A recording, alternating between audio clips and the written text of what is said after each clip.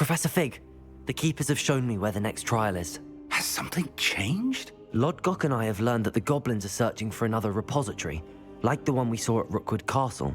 And I discovered that they're building massive drills to help in their search. Professor Fitzgerald seemed very concerned. I see. Ranrock clearly knows even more than we suspected. And sir, there's something else. Lodgok knew Miriam. He knew Miriam? They encountered each other at Rookwood Castle. She was doing research. That's where she found the container with the portkey. He liked her so much that he let her leave with it, despite orders from Ranrock. I don't know what to say. She could win over almost anyone. I want to hear more of this. And, in fact, I'd like to speak with Lodgok directly. But we've no time now. Where is the next trial? Believe it or not, it's in the headmaster's office. Incredible. Very well. You'll need the password to get past the stone gargoyle. The headmaster's house elf will know it. I don't know the headmaster's house elf. Will he even speak to me? I imagine he's loyal to the headmaster. He is. So you'll need a disguise. I have just the thing. A Polyjuice potion. You'll look and sound like Professor Black. Wait, doesn't Polyjuice potion require a bit of the person you want to change into? And take ages to brew? It does. So how do you already have Polyjuice potion to change into Professor Black? One never knows when such a thing may come in handy. Let's just say I felt the need to be prepared for anything after my fruitless trip to the Ministry on his behalf. Now, time is of the essence. Drink up and I shall explain more.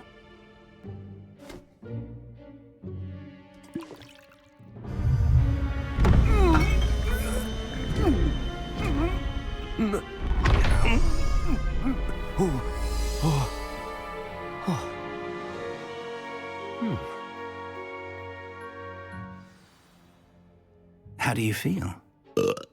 Incredible. I won't forget that taste anytime soon. How do I sound? Convincing. I've taken the liberty of transfiguring your robes. As we discussed, you'll need the password from Scrope, who could be anywhere in the castle. You might look for Professor Kagawa. She's taken to badgering the poor elf about Quidditch in the hopes that he can convince Black to change his mind.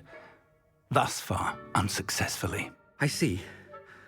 But what if Professor Black sees me? Leave him to me. I shall tell him where to meet a liaison from the Ministry in Hogsmeade. That should give you plenty of time. Thank you, Professor. I suppose we'll meet again in the map chamber. It's rather strange to hear gratitude coming from Professor Black. I'll see you there. Now to find the headmaster's house elf.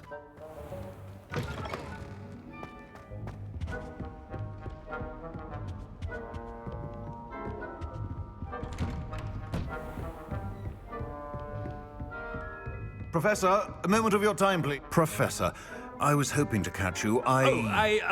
Places to be, Professor Sharp. Places to be. Of course, sir.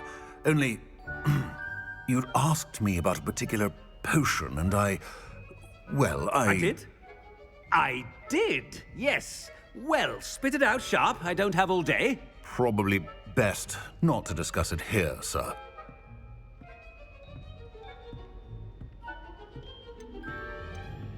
I assure you, Sharp, you may speak freely. Very well. I've brewed the cure for boils you wanted. I can drop it by your office when it's convenient. Of course, yes. No need for all the cloak and dagger. Simply have a student deliver it. A student. Very well, sir, if you insist. I do. And thank you, Sharp. I just hope you've brewed enough for all my boils. Now, to determine which student gets this rather... If you must speak with me, consult my secretaries or what have you. Now move along. Greetings! I mean, out of my way, children. I thought I heard the headmaster approaching.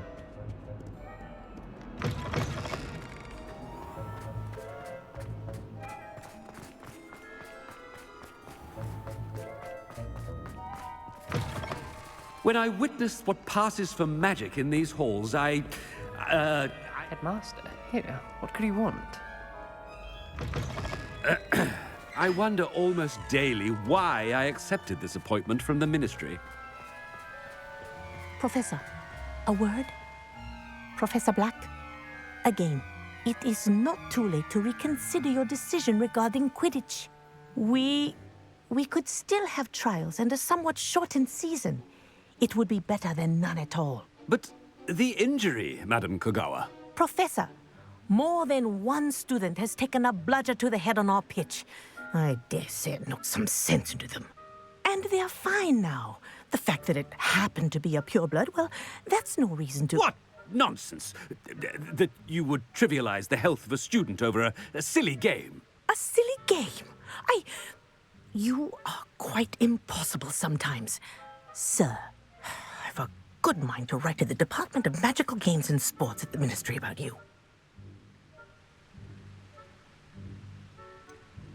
I should think you'd have better things to do with your time. Ahem. Now, where's my elf? Good day, Professor. And I spotted Scrope in the Great Hall. Seems to be avoiding me. I wonder why. Good day, Madam Kogawa. What did we do to deserve him as a head? You call that a shine on those boots? Do better!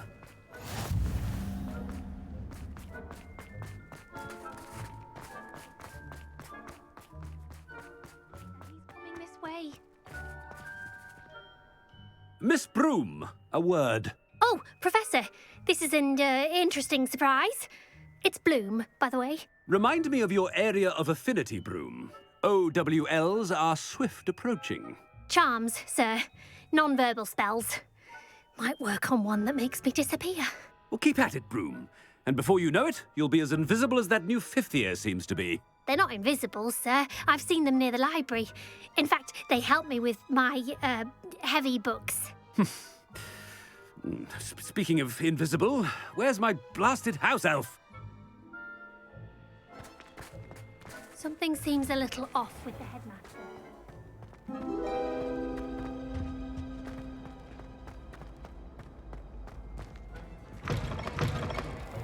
Stand proud, purebloods. The future is yours. Professor, I need to speak to you. Hello, Professor Black. Ah, Professor Weasley. How delightful to see you. Sir?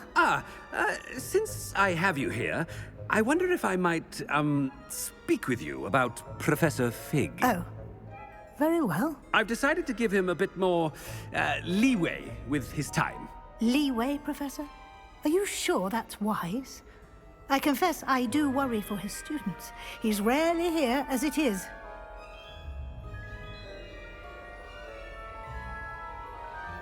Ah, well, yes. He's handling some official ministry business for me. I see. But, sir, if I may, I am wary of how much time the new fifth year seems to be spending away from the castle, supposedly on Professor Fig's behalf. I've heard unsettling rumors of their escapades. Everything from sneaking into the Forbidden Forest to confronting Ranrock's loyalists and Rookwood's lot. What? Goodness. You cannot believe everything you hear, Professor. No, you cannot. I mean, I shall keep an eye on Fig. You simply keep doing the wonderful job that you're doing. Simply wonderful. Thank you. But I'm happy to look into... Good. That'll be all, Weasley. I mean, Professor Weasley. Good day. A wonderful job. Leeway for Professor Fig. I shall never understand that man. That ought to give Professor Fig some breathing room. Professor Black is happy with... Attention, students! I hereby decree that the Great Hall be forthwith decorated in the elegant banners of Ravenclaw. I shall be taking no questions at this time. Or ever. Scrope! Oh, greetings, Master. Remind me of the password to my office. Oh, but Master made Scrope swear never to tell anyone. Even Master himself. And now I'm telling you that you can tell me. Yes, sir. Of course, sir. Scrope begs forgiveness. It is the Black family motto, Master. Right. Of course. Master does remember it.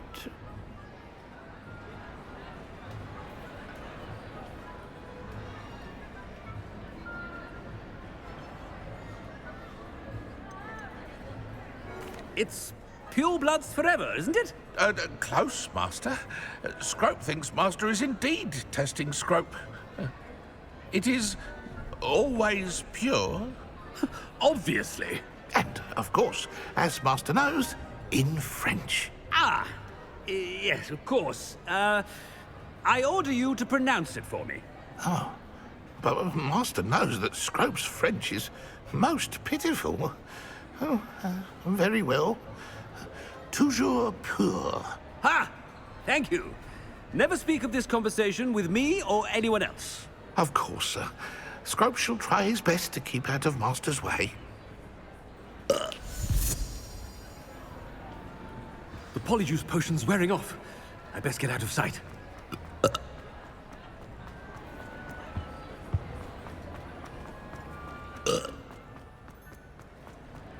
Made it just in time. It's wearing off. Fig was right. I can't believe it worked. Now to speak the password to the gargoyle.